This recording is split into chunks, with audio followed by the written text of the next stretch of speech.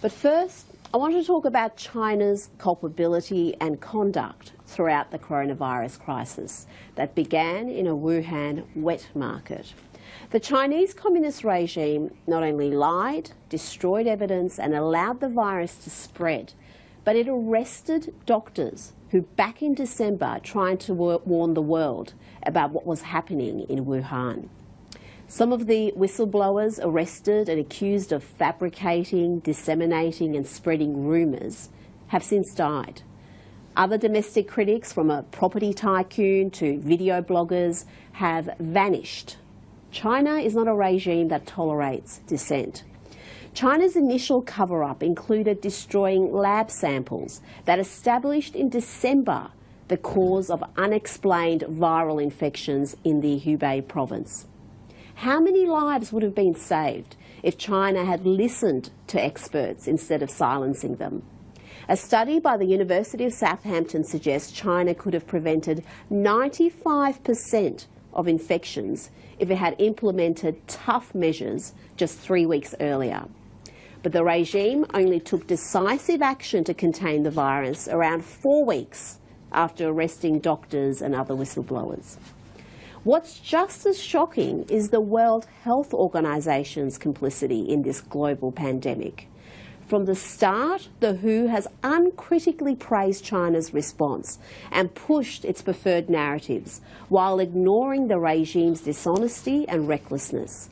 In mid-January, the World Health Organization told the world that preliminary investigations conducted by the Chinese authorities have found no clear evidence of human-to-human transmissions. It refused to declare a pandemic until March 11, and as late as February, it was parroting China in criticising travel restrictions. Don't forget that when Scott Morrison and Donald Trump implemented travel bans against China in late January, they did so against WHO advice. In fact, the WHO chief said travel bans would unnecessarily interfere with international travel and trade and could have the effect of increasing fear and stigma with little public health benefit. We now know just how wrong he was, with immunologists and other medical experts saying the decision to close borders was crucial in slowing the spread of the disease. How many other countries would have closed their borders if the WHO had encouraged bans instead of condemning them? How many more would be spared loss and suffering if the WHO did its job and investigated what Taiwan authorities and whistleblower doctors working at the coalface were saying, instead of lecturing the world about not referring to the Chinese origins of the disease? The origins of the disease are important. And if we want to stop the next pandemic, we must hold China's feet to the fire and ensure they take meaningful measures to mitigate the risks of another global catastrophe. Covid-19, or Wuhan coronavirus, is not the first pandemic to originate from a Chinese wet market. SARS and bird flu also originated from wet markets, where livestock, sea life and wild exotic animals are kept in and killed in horrific conditions. We know just how hideously cruel and destructive these markets are, but they're also dangerous in spreading disease. China pledged to crack down on illegal wildlife markets after the SARS epidemic of 2002 to 2004.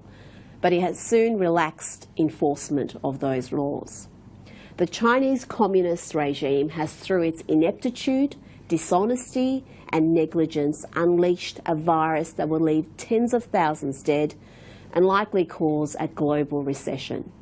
We must not allow this totalitarian regime to rewrite history.